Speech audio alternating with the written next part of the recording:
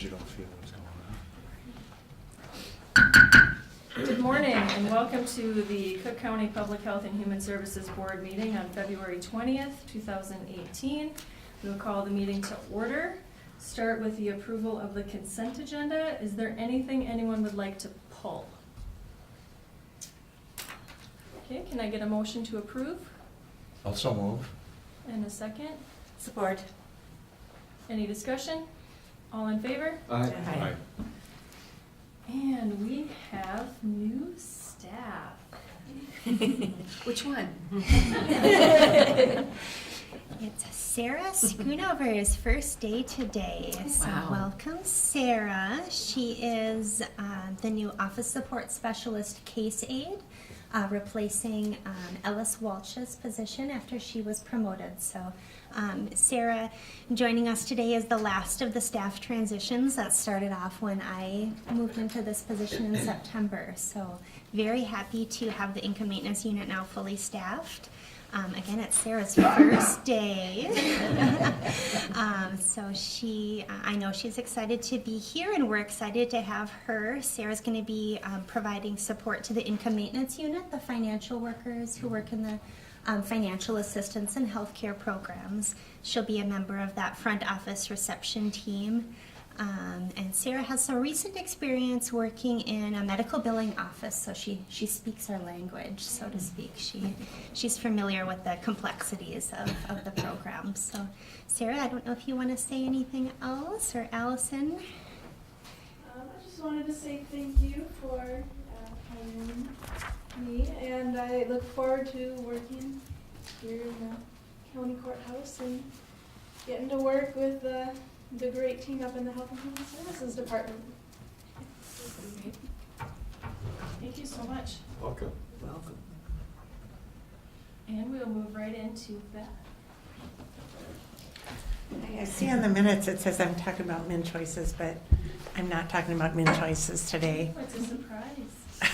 What's that? It's a Well, surprise. if you look at this, it shows what I'm going to be talking about: care coordination, which is sort of similar in ways, but it's a little bit different. So Cook County for a long time has provided a service which is known as care coordination, which it serves all our members that are over 65 or who have a disability and who also qualify for medical assistance. So any county resident that is on the medical assistance program and falls into that, they're either determined disabled through the Social Security or the state medical review team, or they're 65 and older and are low enough income that they qualify for medical assistance.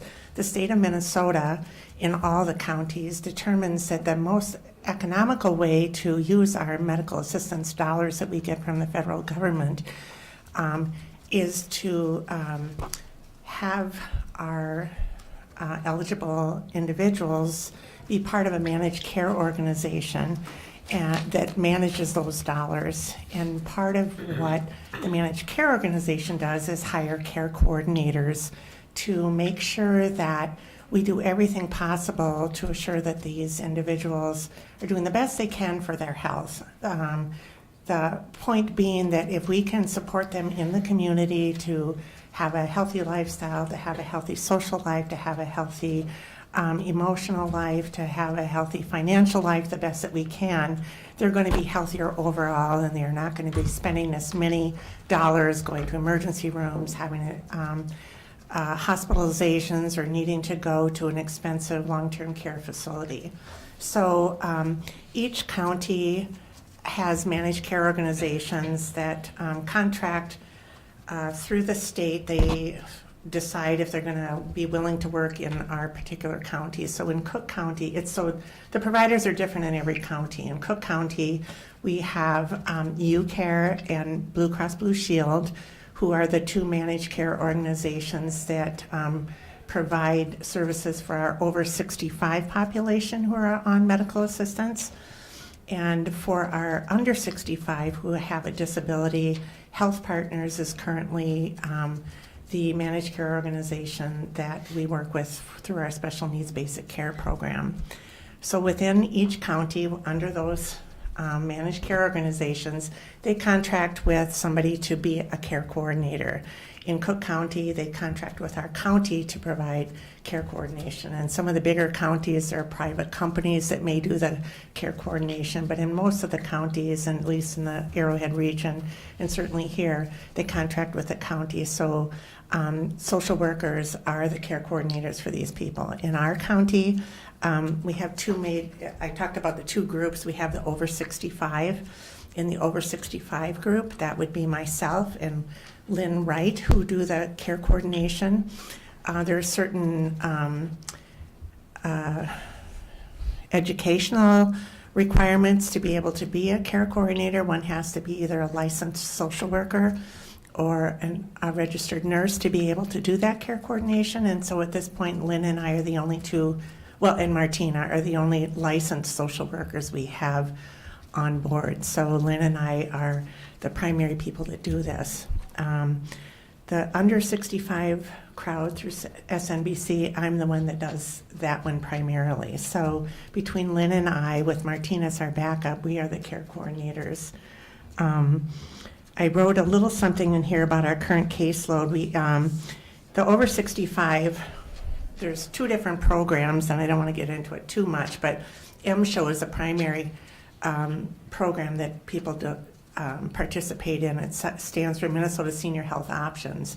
And what that does, it combines their medical assistance and Medicare and their Part D prescription program all under one. So if they get signed up with Blue Cross or they get signed up with UCare, those two organizations take care of all the billing, et cetera. So we have 53 members currently who are MSHO members. 14 of those are in the nursing home. I take care of all the ones in the nursing home. Lynn takes care of the ones that are in the community. So there's 39 in the community that Lynn is the primary care coordinator for. I'm the primary care coordinator for the ones that are in the nursing home. MSC Plus is one that's similar, but they keep their Medicare and their Medicaid and their Part D separate. So we only have 3 members that are on the MSC Plus program. Then the under 65 program, their special needs basic care, there's 14 in the community, and I'm the primary care coordinator for all of those. So I kind of touched on this. The purpose of this care coordination is really to use our medical assistance dollars in the most optimum way possible by keeping them healthy and in the community. We are required to comply with all the CMS, the Center for Medicare and Medicaid Services requirements, their rules and regulations, as well as state rules and regulations. So there's a lot of rules by the time it comes down to us. So we're always trying to get all our T's crossed and I's dotted, because we have regular audits every year that they come and audit our work, because they are in turn being audited by the folks in Washington. So we want to do the best we can to meet those rules, but primarily our role is person-centered caring for our residents here to make sure that they can live the type of life that they want to live, and help them do that. Members can choose between the providers that are available in Cook County. So the over 65, they can choose between Blue Cross or UCare. If they don't choose, they're just automatically enrolled in one or the other, but they can change anytime they want to. They're assigned a care coordinator, and then what we do within the first month, we go out and meet with them face-to-face, and we do a health risk assessment, basically, which is a way of getting to know them, know what's important to them, what's important for them, kind of get a basic idea of what supports they have, what medical needs they have, how things are going generally for them. When we put together a community support plan, basically, for them based on what their goals are, what we see are gaps in what they're doing right now. We can provide health education. We can help them set up with medical appointments if they want to, get into therapy if they need that, help them get around town if they can't get around town. These programs generally provide free transportation for these members to get to medical appointments, so that's really a big plus for them. Most of them get a free membership to a healthcare or a health facility in Cook County. That's our YMCA, so most of them are eligible for that. Many of them do take advantage of that. At least our under 65ers do. Some of our over 65ers do as well. We are available to them anytime during the work week. They can call anytime. It's kind of nice to have a personal face in the county that can help them with health insurance. Sometimes I wish I had that because I have questions about our select account and things like that, but I don't have a specific person that's assigned to me to help me with that. Maybe I do, but I'm not taking advantage of that. But they always can call us as their care coordinator, and so we do everything from helping them find housing, help support them in their housing, resolve problems. It may be that we don't hear from them for months. Some of them we hear from 3 times a week, depending on what their needs are. We have to meet with them at least every 6 months to see how they're doing on their goals and help support them in that. That's some of the paperwork requirements. We get annual audits. Basically, there's lots of benefits, but we can, a live person in the community that they can connect with is really important to support them. We can advocate for them, problem solve with them, just kind of provide an extra level of support. We can help support them for healthy living in the home of their choice, wherever that is. I hope sometime we can have a presentation on person-centered care, because that's really a vital part of what we try to do in all of our things. But that's a part of this care coordination too, is what's important to the person. It may not, I may think you need to lose 50 pounds and quit smoking and dump your lousy boyfriend, sort of a thing. But if that's not what's important to them, we need to support what's important to them. And if we can support them where they are and to make good choices, then it's more, they're more able to make good choices for themselves. So we meet them where they are, we help support them, and value what's important to them. And in the end, hopefully we make the best use of our Medicare dollars in the Cook County. Great job. Thank you. We'll move into questions. Carla? Any questions? Cherry? Thank you. Jeff? Chan? Does it have to be a question? No, you can make a comment too. Yeah, really good presentation and understanding the complexities, and also that our community is a lot of that over 65. So that's a lot of work. So thank you for doing that work, and the appreciation for that person-centered piece is awesome. Thanks. Ginny? Do you also help them if they need in-house housekeeping, or somebody to come in to help them maybe with medicine, or do you go beyond that?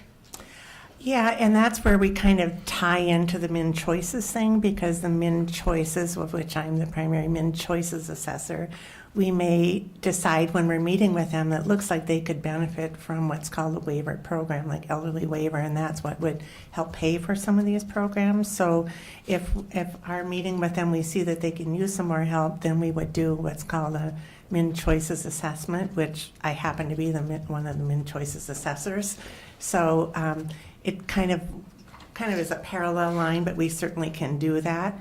And but the waiver management is a little bit different than the care coordination. But in Cook County, our hats spin pretty freely, and so there's a lot of overlap as far as that goes. But yes, we certainly can help them get the help they need in their home. That's part of why they do this care coordination too, because otherwise they may not know that there's help for them in the community with some of these other things like housekeeping or alterations to their home or other things like that, home health nurses. It looks like you must visit quite a few in the nursing home.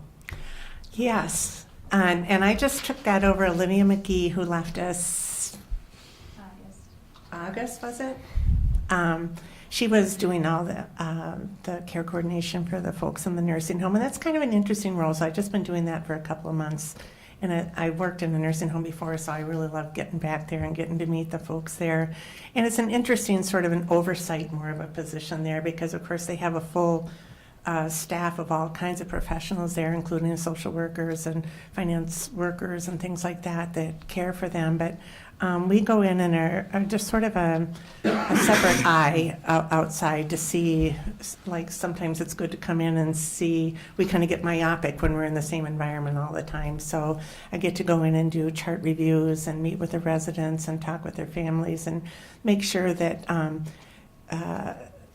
the care center is actually meeting the requirements as far as what the healthcare thinks they should have. So making sure that, if they're getting a medication, why are they getting that medication if there's not a diagnosis for that? Or, how can we help support their family being more involved? How can we make sure that their medical assistance is being done on time? So it's sort of an extra set of eyes and ears. And so far it's been really good. Amy James, I've just been really impressed working with her, and she appreciates it. It's kind of an awkward thing, kind of being like a auditor almost coming in and looking over your shoulder. Are you doing a good job? But she really appreciates that, so that's good to be appreciated there. Great, thank you.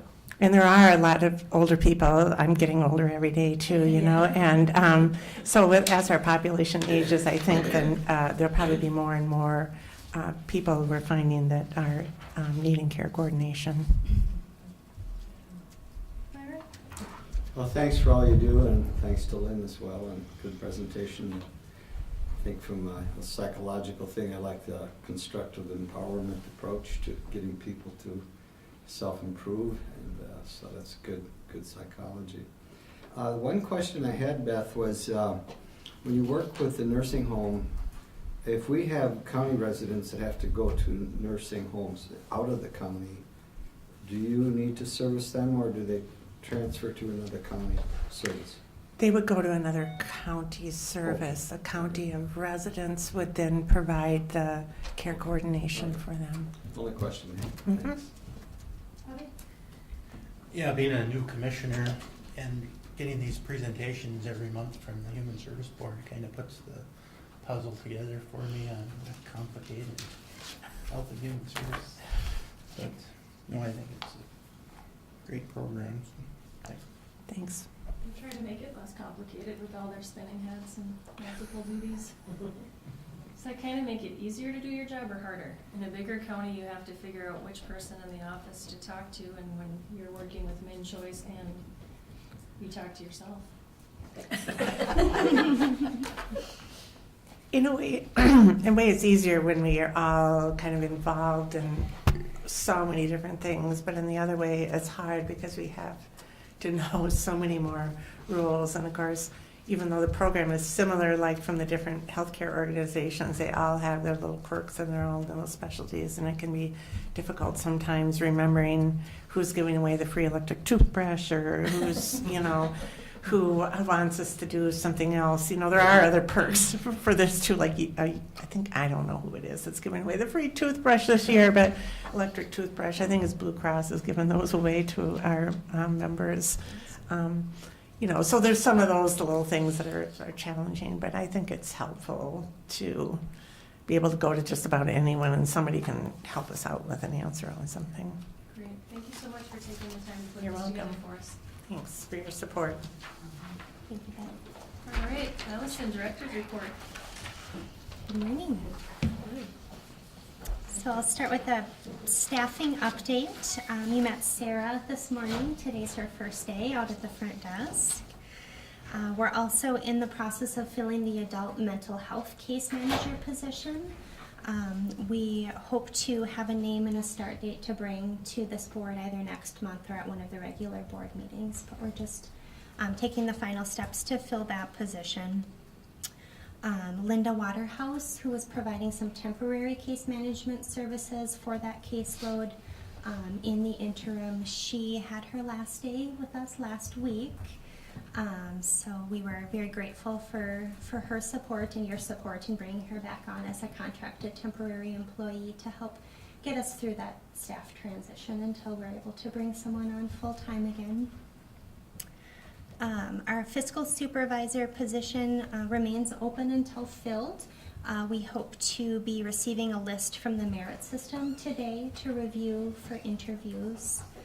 Today was the first day that we expected to receive that list from the merit system at the state. And again, the merit system, if you weren't familiar, is a unit within DHS that we work with for all of our human resources activities. It's very regulated in terms of the screening of applicants. So anyone applying for a job within Public Health and Human Services actually applies through the merit system versus through our county application process. After that, the only other vacancy is our public health nurse position, which has been vacant for over a year now. Joni and I have had some initial discussions to strategically plan for filling that position. We're looking at the many strengths that we have within the public health department and everything that Joni brings to that position for how long she's been here and her expertise. We're also looking at where we have potential to grow or to become more efficient in that area, if bringing on an additional staff person or looking at how we deliver those services. There are a lot of opportunities for us to increase our impact in the community, or again, to be more efficient, to use technology to a greater degree in that unit.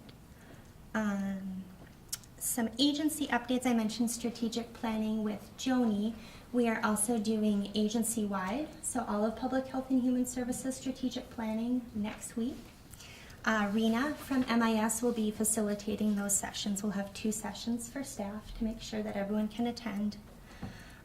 We'll be doing a SWOT analysis, which is strengths, weaknesses, opportunities, and threats. It's a similar format that Joni and I have used in our initial discussions. So it'll help to bring the whole agency up to that same level where we're looking at what are we doing well, what can we do better, what are some opportunities for us in our department.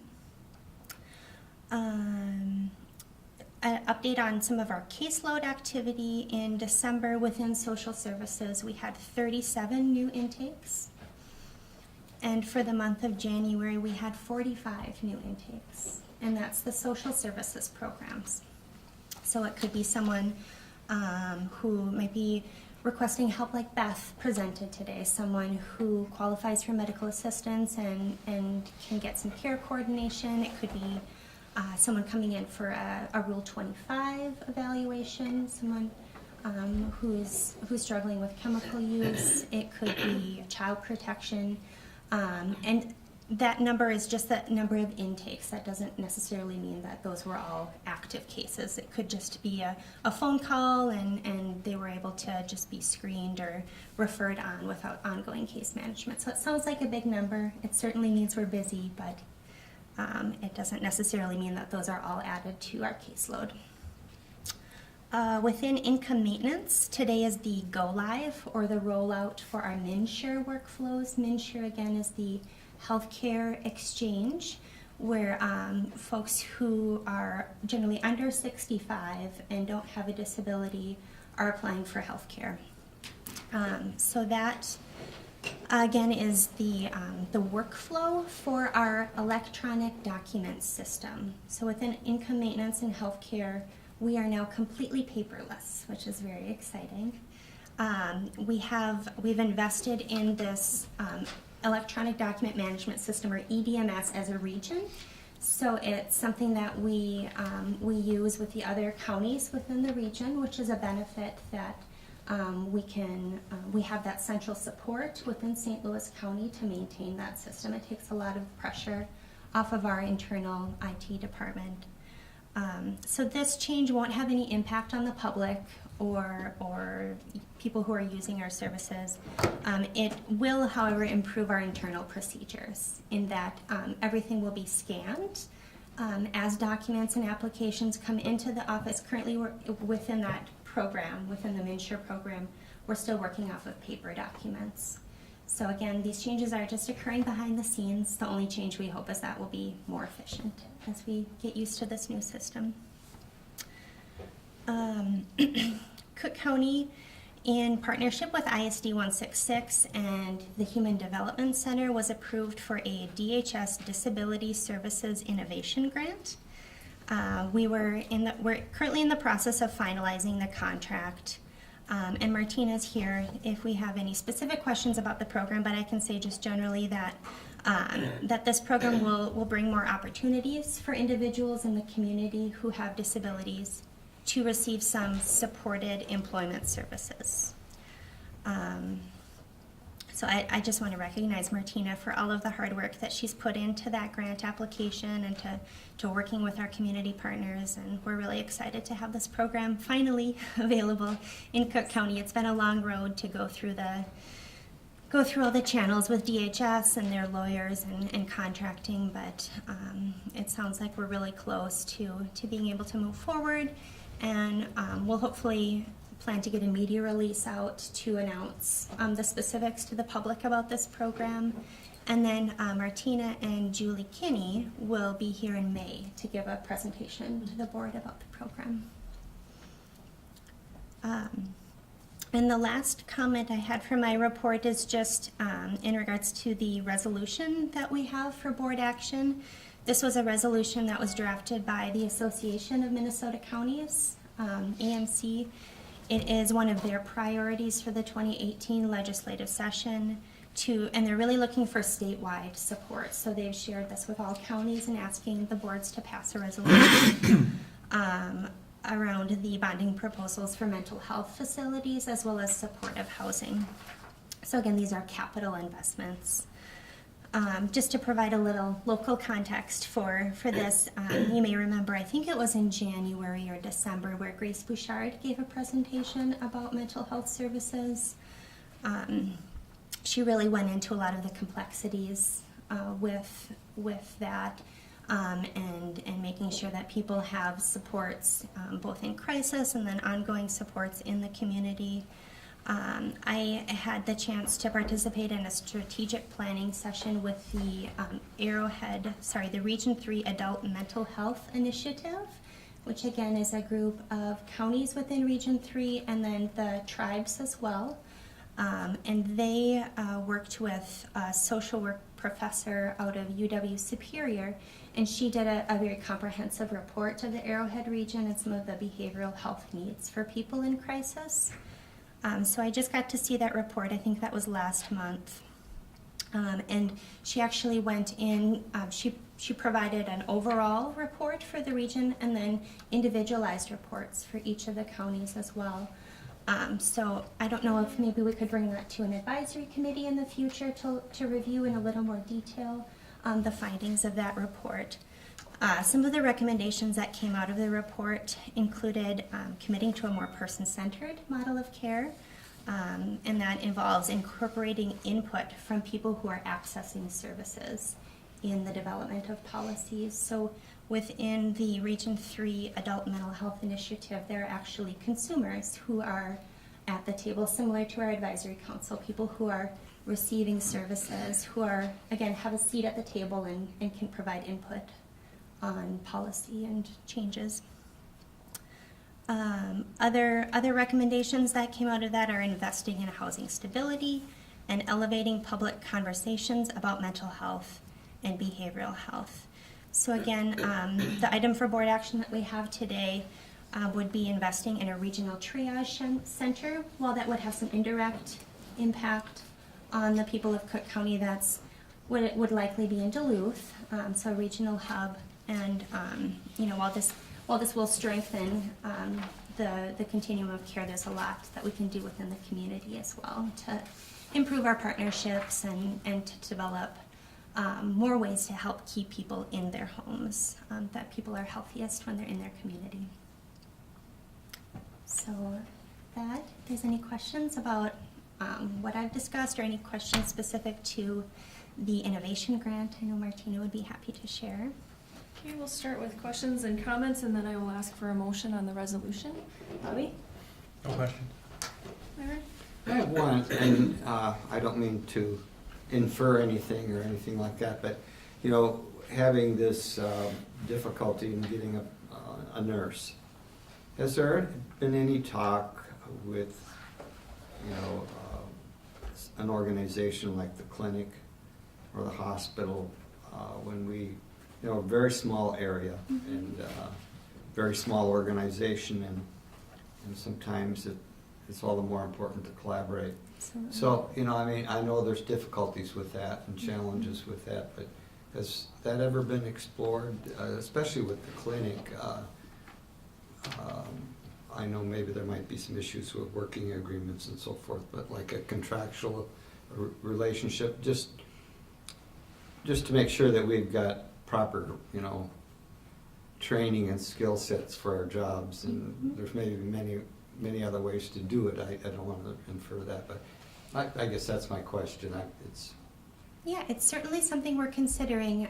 You might remember last month, staff from the Sawtooth Mountain Clinic were here presenting on some of the public health services that they provide through a contract with our agency. So we, as Joni and I are having these discussions, we're looking at opportunities for more community partnerships and how we do the work. So it's Okay. definitely on our radar. Thank Nothing you. specific. And I would add, Commissioner, that one of the reasons we advertised to fill the position, we didn't get a candidate that we thought that met our requirements, and we were going through this five-year community health planning. We really wanted to back off. We didn't go out and advertise again because we really wanted to look at all those options on how to provide those services. So yes, that was a big part of our consideration and where we're at now. And where we're at now is probably getting close to making a recommendation on what the next move is. To the point here of the Cook County support of state capital investment for regional behavior health crisis and program facilities. When I was at my 7-county Arrowhead meeting, there was a report given that there were a group of legislators who came up to the North Shore as far as Split Rock just to see some projects that were going here. But one of the things they were very, very interested in is a regional mental health center in Duluth and also in Rochester. So I think it speaks to the fact that we need some regional areas so that the folks don't have to travel so many miles if they need a facility. So I think with that input, especially a couple of the legislators, we're going to see some things happening, which will be great. Jan? Thank you, Madam Chair. No questions. I'm just very excited that we're making this resolution to support those efforts in the state and our region. We'll support all of that. Sherry? In thinking about this resolution, if there were increased capital funding to become available, where would you say we have the greatest need? I'm thinking about like Birch Tree Center would be a crisis facility, and I don't know about where we have housing available as a facility. What would the needs be in your thinking? Boy, so we do have the Birch Tree Center, which is similar to what this resolution is proposing, a triage center where someone can come in and then be referred on for additional care, whether it be inpatient or return to the community or have a short stay at the Birch Tree Center. There are certainly opportunities for more supportive housing. The group residential housing program is now called housing support because the state is broadening that program to look at how can people stay in the community with supportive services versus being in a more institutional level of care or group home. I don't know if I've answered your question. Could we be ultimately looking at some housing in Cook County for people? Specific to this resolution, I think this is more a regional resolution. I don't know how the funding would flow back to Cook County, but I'm not sure. There are revenue streams for the housing support where if someone, for example, sets up a facility like Hill Haven, received some funding through that program, or people can even rent out their home and then connect with service providers and receive some funding for people. That would be a real positive addition if some people wouldn't have to go to Duluth for housing. Mm-hmm. Carla? I'm unclear whether or not, is there a shortage of transitional housing even in Duluth where you might have a program where you live 6 months after Birch Tree look for employment, get your own apartment, or your roommate, whatever, and move on. I Or, think so. I think that there's need really across the board in terms of some of the higher needs housing supports, like an IRTS. Martina, can you help me out with the acronym? Intensive. Rehabilitation. I don't know what the T's are. I've been out of that line of, I've not worn that hat in many years, so, sorry. I think it's really across the spectrum that people are needing more housing and more services. I think, we could bring that report to our advisory committee and really dig deep into that and might be able to bring some recommendations or more county-specific information back to this group at a later date. the only other sidebar I have is shifting gears. And of course, person-centered, client-centered is the way to go, but if you want to really empower a lot of people that are receiving their services, I think it's really helpful to have like a client satisfaction questionnaire that at the end or whenever they fill it out, and it even starts with the first phone call. Did you feel welcome to come for, and the reception area, was it comfortable? And I think you'll be amazed that 90% of the clients will have very positive, but they can also make suggestions. I would recommend this, or, or whatever. Mm-hmm. And I don't know, I think people like to be able to do that. We do have a survey in our lobby. It's not really utilized. It's posted in our lobby. I think there's opportunity to develop that more and, Right. and have a survey link. For example, I've seen some counties have a link actually in their email signature where someone can click the link and take the survey online. But again, perhaps something that we can bring to the advisory committee to get your feedback on that survey, see if we can add or change some of those questions and increase our pushing that out to people who are accessing services. Right. I mean, even being proactive, whoever has the first contact says, we value feedback Mm-hmm. here, and reminding them of it, and they don't have to do it. It's very gratifying for staff because you'll be amazed, the results. That's a great suggestion. Thank you, Carla. Can I get a motion for the mental health bonding resolution? So move. Second? Any further discussion? All in favor? Aye. Any opposed? All right. Let's move on to committee reports. Myron, Arrowhead Economic Opportunity. Yeah, I'm no longer primary. Bobby is. Oh, excuse me, no, I'm Arrowhead Regional Corrections. My apologies. I am the primary, and we have a meeting tomorrow, if I get there. Am I still your alternate? Yes, you are. Okay, yeah. good. If I can get there, I guess the roads are not bad. Did they meet last month? No, we meet every other month, and the last meeting in December was closing up for the year. Okay. Jan, Arrowhead Health Alliance. Thank you, Madam Chair. So I feel like this meeting that was last week, a lot of things came to fruition. There were a couple of reports submitted, and I had Rick Schaefer the executive director, send you copies so that maybe at some point we could disseminate those reports, because I thought they were kind of first-time reports in my mind, at least.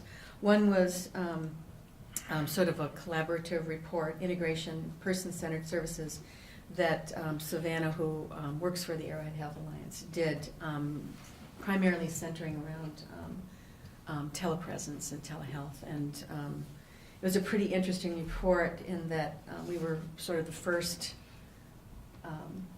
region to do this video system. And it was so successful that now there are 19 new networks, and there are a lot of people trying to get into it. So that's been a huge success, just that whole telepresence project. But there's a big report that was submitted, and I haven't even had a chance to read through the whole report, but it seems substantive. And then there was another report, and I think, Allison, you talked a little bit about it, the Region 3 Adult Mental Health Initiative report. That was pretty interesting, and I just wanted to highlight a couple of things from that report, and And I also want to touch on Clarity, which is the triage center that the region is focusing on in Duluth, and some of the highlights of that project and where that project is. But I wanted to talk just for a second about this Let's Talk campaign, letstalkminnesota.com, which was designed by Giant Voices, which is the marketing firm that actually does a lot of work for Visit Cocconi as well. But the Let's Talk campaign is being launched, and we would, of course, like to see our website have a link to it. And it's marketing, and when you have a facility like Birch Tree Center, and when you have all of these great things that we're trying to connect with people in need, you do need to market it. So we're marketing. And Charlie Parr, I don't know if you're familiar with Charlie Parr, the wonderful musician out of Duluth, has started this series of, he's telling us his story with his depression issues, and so he's sort of at this current moment the poster child for Let's Talk, and it's very heartening for somebody who's well known like that to share their story of their real story and the real story of being in it like now. So you might look for that on, there's ads on television, and I'm sure the website contains a lot of pieces of this story. So that's a very exciting thing that's going on with the Region 3 Adult Mental Health Initiative. And then the third thing is Commissioner Boyle, who's on the Arrowhead Health Alliance, gave a report on Clarity, which is the name of the project, the Triage Project in Duluth. And it's largely being championed by Senator Senchum. And it's just a very exciting project. In fact, last week he got together a group at Mayo or St. Mary's in Rochester. He's from Rochester, so he's championing this project, which is focusing on building regional behavioral health crisis centers across Minnesota. And so the Duluth one will be sort of a part of that greater network, which also is what we supported with the resolution. So there's a lot of work being done, both brick and mortar work and telepresence work, and to connect us all, to let us know about what the assets are and to create new assets for creating better mental health. So it's a very exciting time, I think, in the field of health. So I just wanted to speak to that. Thanks. Thank you. Arrowhead Regional Corrections, that one's you, Bob. Yeah, we met last Friday, and I believe next month we will be having our board meeting, then we're gonna have working sessions. We're gonna try to get the farm component back to the work farm. How's construction going? At AJC, it's almost done, and I think St. Louis County put in for bonding for the meets, Mm-hmm. cutting together. Great. The Community Health Board, that was my first meeting, thank goodness for technology, and Allison was unable to make it because she was multi-booked that day. So it was very interesting. It was mostly, the first meetings, as you know, was all about wrapping things up and getting things restarted, and contracts and mutual agreements and everything. So it was a lot to take in, but it was great, and it's wonderful to have Frankie on that committee as community support for here. So, Jan, you missed out. They have a new setup on the other end, so you can see the whole, you can see the whole room. Whole body. You can see the whole room, and you can hear everything. And so Wow. it's rather nice that we have that available. We have a new piece of equipment for our video setup that Savannah from Arrowhead Health Alliance brought up just for this meeting. It's called the Owl, and it's really cute. The speakers It looks have like little an owl. lights that look like an owl. And I didn't know it was called the owl, and I'm like, oh, look, we have a little owl in the room. And Joni's like, yes, we do. And I'm like, oh, it is an owl. It was in the room? Yeah, it was in the room. So that's something that we're getting to use on a trial basis. We're testing it out for that video. So does it move No, voice activated? it doesn't have Oh, a it just spinning sits there and head. sees all? Yep. Okay. It has eyes all the way around Okay. without moving its head. It's pretty cool. All right, Public Health and Human Services, Carla and Jerry. We did not meet last month, this Oh. month. Waiting for a blizzard to meet, huh? It's looking good. Healthcare planning, Ginny. Yes, we did meet, and it was a small group, and part of the conversation was from Rita, who was concerned about having funding for the clinic at that time, which was, it's always a high intensity thing of, are we going to get funding or not? Well, since then, there has been funding for 2 years, so hopefully their legislators out east will get the picture that we need to go beyond 2 years and fund it for a longer period of time, but at least it's for 2 years. That's all. Thank you. North Shore Collaborative, Jan. Thank you, Madam Chair. I did not make this meeting. Okay. It did meet. Emergency preparedness. Ginny? All right. Yes. It was a good meeting. It was my first meeting, and Myron's too. I learned a lot about efficiency and about, caring about reviewing situations that happened, which would have been the electrical outage, and just an update on that. And it's a very enlightening group, and I look forward to meeting with them. If I could just comment too, I think follow up to Commissioner Starley's comment about, the electrical incident, and one of the things in debriefing about that, I think that I appreciated from our staff and those in attendance, that when these things happen, we need to see how we can correct them and, learn from the experience. And definitely the idea of having generators became very important, and for the Y and community center. So I think we have some real challenges in our county, but I think we've got a good process and a good group going forward to deal with those challenges with our dispersed population, and just the geographical challenges, and also the lack of technology in certain areas. Even though we have broadband, we don't have it all over. So, and I think the other thing that came out of that was to try to start some kind of system to make sure that we can keep track of our vulnerable people a little bit better. Thank you. Would anyone like to make a motion to adjourn? I'll move. Second. Alrighty, all in favor? Aye. We are adjourned. Okay.